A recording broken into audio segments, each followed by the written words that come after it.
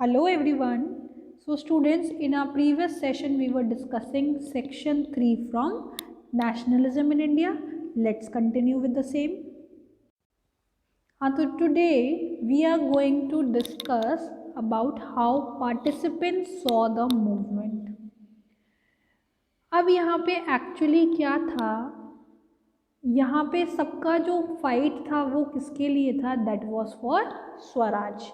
But this Swaraj it meant different for different social groups who join the civil disobedience movement. तो सबसे पहले बात करते हैं हम लोग कंट्री साइड की. कंट्री साइड में हम लोग दोनों ही एग्जाम्पल्स पढ़ेंगे. That is in countryside rich peasants, they have also participated in the civil disobedience movement, and poor peasants, they have also participated in the civil disobedience movement. उन लोगों ने क्यों पार्टिसिपेट किया, कैसे पार्टिसिपेट किया, let's discuss that. तो in terms of rich peasant community, उसमें से किसने पार्टिसिपेट किया? That is Patidars of Gujarat and Jats of Uttar Pradesh. They have participated in the civil disobedience movement. क्यों पार्टिसिपेट किया? These patidars of Gujarat and Jats of Uttar Pradesh, they were mostly the producers of commercial crops. और यहाँ पे क्या हुआ था? The production of these commercial crops that was being affected badly by the trade depression and falling prices. तो यहाँ पे क्या हो गया? It became difficult for them to pay the revenue.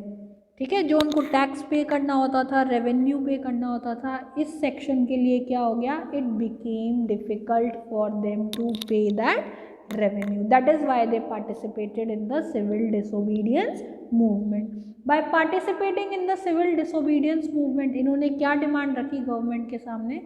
that they are not in the position to pay the revenue to the government. या तो इस revenue को क्या कर दो?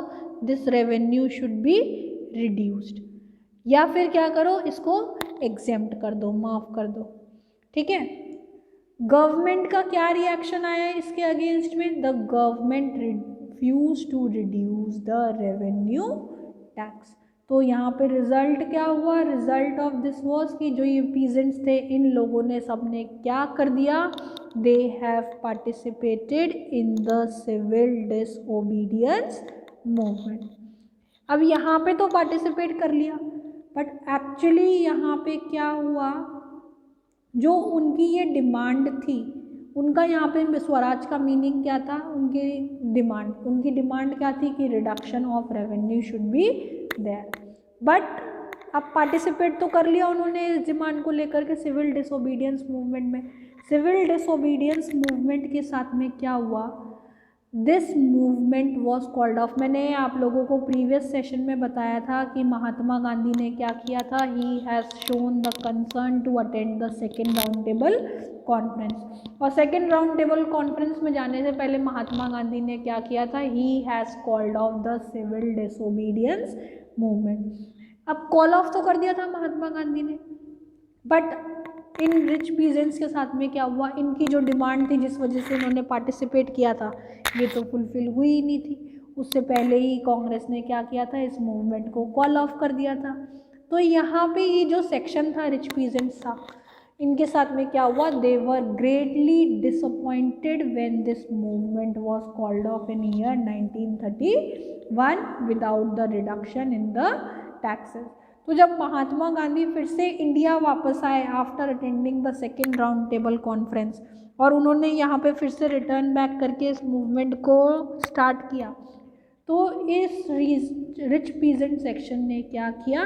दे refuse to join the movement again in year 1932. Second group which has participated in this civil disobedience movement is the poor peasants. जैसे trade depression ने rich peasants को इफेक्ट किया था, ऐसे ही पुअर पीजेंट्स को भी इफेक्ट किया. पुअर पीजेंट्स के ऊपर क्या इफेक्ट आया? The depression, it made them unable to pay the rent to the landlords. क्योंकि उनकी जो इनकम थी वो उस इनकम के साथ में क्या होता था, दैट वाज ड्विंडलिंग। ड्विंडल का क्या मीनिंग है, फ्लक्चुएट, कभी ज़्यादा हो रही है कभी कम हो रही है, कोई फिक्स्ड इनकम नहीं थी। तो इस वजह से उनके लिए क्या हो गया, it was difficult for them to pay the rent to the landlords.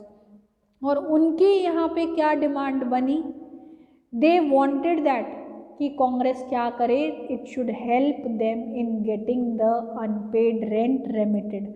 Remitted से यहाँ पे मेरा क्या मीनिंग है कि जो अनपेड रेंट है उसका, उनका पुअर पीजेंट्स का, वो क्या हो जाए, वो गवर्नमेंट क्या कर दे, माफ़ कर दे। इस चीज़ को लेकर के उन्होंने पार्टिसिपेट किया। बट यहाँ पे कांग्रेस का खुद का क्या व्यू पॉइंट था, Congress it was unwilling to support this no rent campaign in most of the places.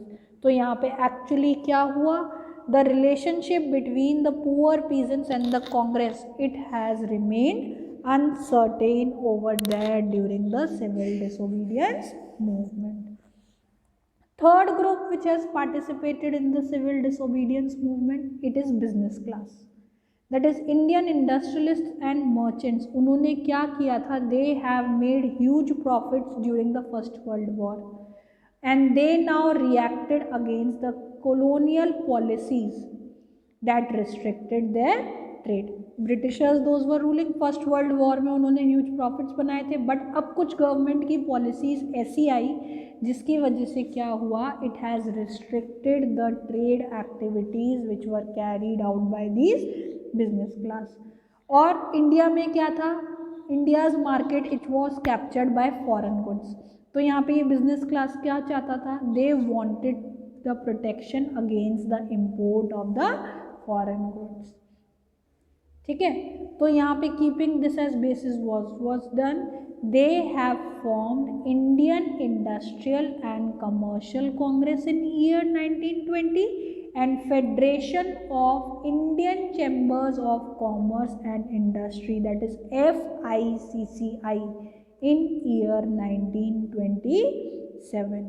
Further on यहाँ पे जो मूवमेंट था ना, इस मूवमेंट को रन करने के लिए, सिविल डिसोबीडियंस मूवमेंट को, यहाँ पे क्या हुआ, the funds over here, that is the financial assistance for carrying out this movement, it was given by the prominent industrialists like GD Birla and Purushottam Das Thakurdas. इन दोनों ने क्या किया, these two persons, they have attacked the colonial economic policies and also supported the movement by giving the financial assistance. They refused to buy or sell the foreign goods. But जब second round table conference से Mahatma Gandhi disappointed वापस आए India में, तो इनका भी जो enthusiasm था, जो विलिंगनेस थी पार्टिसिपेट करने में सिविल डिसोबीडियंस मूवमेंट में, वो भी क्या हो गया, कम हो गया। ठीक है, after this the next group which has participated in this civil disobedience movement is industrial working class. In terms of industrial working class, they did not have participated in the civil disobedience movement. सिर्फ एक ही reason में participate किया है इन लोगों ने, that is in the Nagpur region. ठीक है, वहाँ पे कैसे पार्टिसिपेशन शो किया, they have adopted the Gandhian ideas over there. कौन से गांधीयन आइडियाज़ को वहाँ पे अडॉप्ट किया, they have boycotted the foreign goods as the part of their own movement against the low wages and the poor working condition. Simple terms में इसको ऐसे देख लो कि नागपुर रीजन में जो ये मूवमेंट हुआ वो किस चीज़ के लिए हुआ, क्या बेस बना उसका, उसका जो मेन बेस था वो ये था कि वो क्या चाहते थे कि उनकी जो पुअर वर्किंग कंडीशंस हैं, उनको जो लो वेजेस मिल रहे हैं, वो कंडीशन इम्प्रूव हो जाए। तो that is why keeping this as basis, keeping this as their main demand, they have participated in the civil disobedience movement. अब उन्होंने कैरी आउट कैसे किया, over there these workers have done what, they have organized strikes, that is railway workers, they have started the strike in year 1930.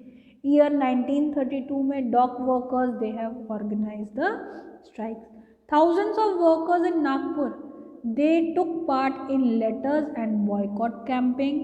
But actually Congress का जो खुद का view था वो व्यू पॉइंट क्या था यहाँ पे, Congress it was reluctant to include workers demands in their struggle. Reluctant से मेरा क्या मीनिंग है यहाँ पे, अनविलिंग।